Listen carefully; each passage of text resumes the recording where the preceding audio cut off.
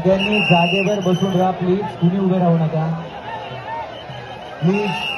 काल आपण जे सहकार्य केलेलं आहे, आज आपलं सहकार्य अपेक्षित आहे.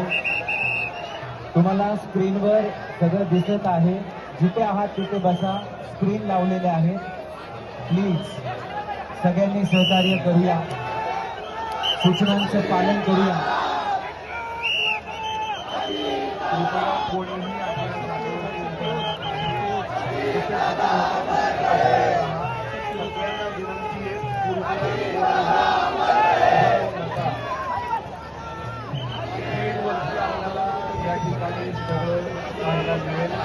जेथून पार्थिव आतमध्ये.